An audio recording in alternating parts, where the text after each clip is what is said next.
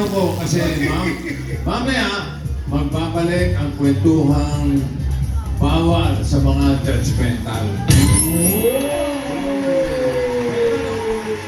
Pangalan! Oh, Judgmental, bossing. bawal ang judgmental. Oo, hindi ako judgmental. Welcome back mga kaaldab. Ito na naman po ang inyong lingkod, si Mr. Destiny. At magbibigay po tayo ng pinakamainit na update po ngayon sa social media. Hindi po ba ramdam nyo na paunti-unti binabalik nga po ng Eat Bulaga yung mga segment na sa tingin nila ay ahakot nga po ng kumbaga viewers, di po ba? Ito yung ebidensya at resibo na bumabagsak nga po talaga ang Eat Bulaga. Ayaw lang po nilang tanggapin ang katotohanan. Ayaw lang po nilang kumbaga sabihin na keso ganito. Yan ay galing na po mismo sa social media. Basahin niyo po yung mga komento. Hindi po ba? May mga segment talagang boring ang Eat Bulaga. Pero may mga segment naman pong hindi. Hindi nila ako naintindihan eh. Sila yung galit na galit kapag sinasabi mong boring ang Eat Bulaga.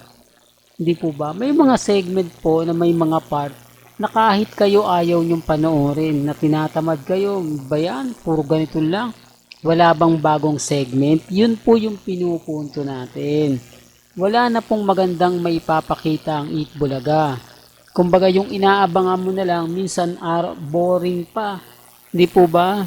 Yung hindi ka ganong yung ine-expect mo nagaganahan ka pero sa bandang huli parang mapapaisip ka na ito na ba yung Eat Bulaga? Ito na ba yung dating pinanonood ko na parang kakaiba na? Hindi, totoo po, lalo na po yung One for All for One. Hindi ko naman sinasabi na hindi siya maganda pero may mga point po mga kaaldab na talagang nakakatamad panoorin. Ang tipong parang wala na gaanong comedy na kakaiba. Yung tipong parang hindi naman, yung parang napipilitan lang. Yung tipong hirap sila kumuha ng punchline na para i-deliver. Hindi po ba? Real talk mga kaaldab. Kaya sabi ko sa inyo yung ebidensya at resibo po natin nasa YouTube.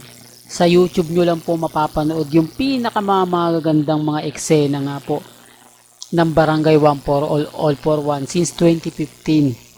Real talk to mga kaaldab. Napakaganda pong balik-balikan yan sa YouTube. Kasi ako, sabi ko nga po sa inyo, kumbaga dito po sa channel natin, ang ebidensya at resibo rin po. Galing po sa YouTube din po.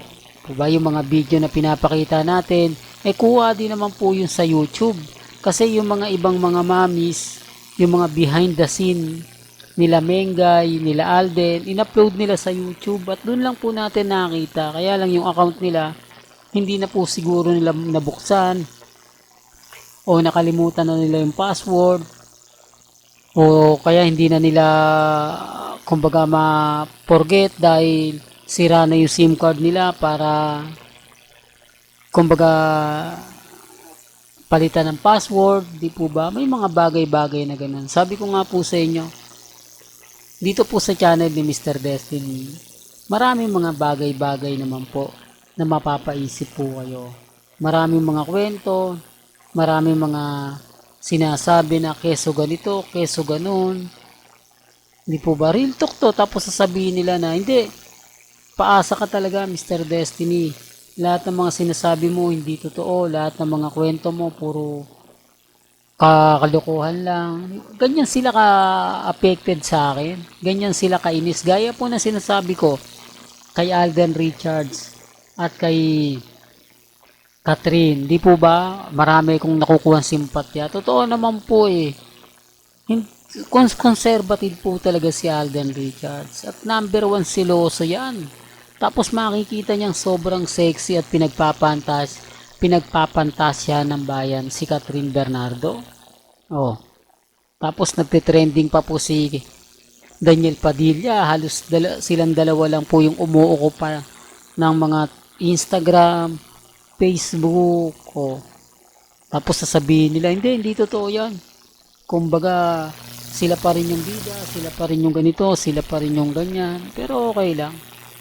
Gaya nga po na sinasabi ko, hindi naman po tayo namimilit no? Ang sa atin lang, kung ano lang yung mga pinag-uusapan, kung ano lang yung mga komento, sasabihin nilang keso ganito, keso ganon. Wala pong problema yon. Di po tayo namimilit. Never po tayong, kumbaga, nagpapaasa. Never po nating sinasabi na keso ganito, keso ganon. Diba? Ang importante lang naman po, maging updated kayo. Kung ano lang po yung mga latest, kung ano lang po yung mga trending, kung ano lang po yung mga pinag-uusapan, yun lang naman po yung ihahatid natin. Sa ngayon, masaya po ako sa mga nababasa at nakikita natin. Sa ngayon, masaya po ako sa mga komento, sa mga sinasabi at pahayag po ng iba.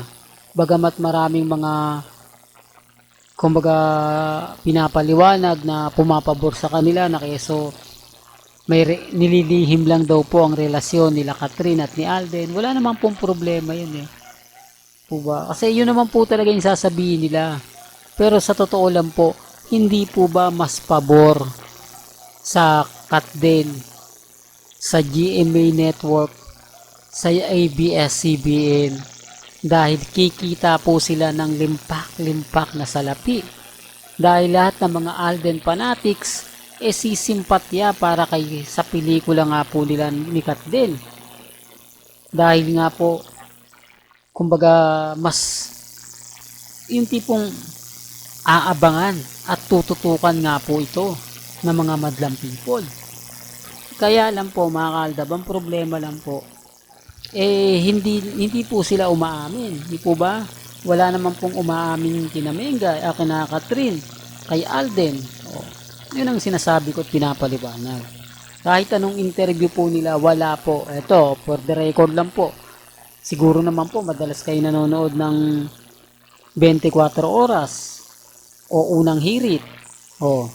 Hindi po ba? Saksi, wala po kayong makikita dyan na umamin yung dalawa dahil kumbaga wala naman po talaga eh. Ganon din naman po kay Catherine. Si Catherine nga yung pinakamaraming interview eh. Na patungkol nga po sa Hello, Love, Goodbye. Samantalang si Alden, focus lang sa kanyang TV commercial, Sting, Cebuana, at sa taping ng Punang Pulang Araw.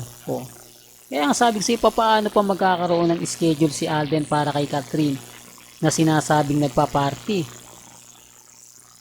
Gayong napakaraming trabaho ni Alden Richards. Dahil, sabi ko nga sa ilang buwan nga po bang nawala si Alden Richards. Di po ba dahil sa taping ng o dahil sa shooting nga po ng Hello, Love, Goodbye. Di po ba? Kaya nga po pag uwi niya napakarami niyang trabaho.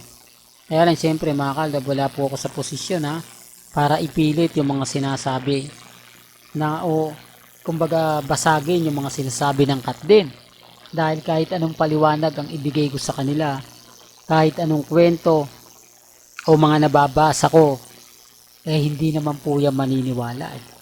Di po ba? Real talk yan. Hanggang dito na lang po ang ating latest updates. Kaya kung gusto nyo pa po ng pinaka-latest at sariwang update, abay tumutok lang po kayo dito po sa channel ni Mr. Destiny para updated po kayo sa mga latest at sa mga bagong video po na ilalabas po natin maya-maya lang. Kaya kung bago ka lang sa channel na to at isa kang true-blooded Aldab Nation na nagmamahal kina Mengay at Isoy, tama po ang channel na pinuntahan mo, kaya consider na po kitang bagong subscriber. At huwag mong kalimutang i-share ang mga video po natin sa mga mami, sa mga titas at sa mga senior.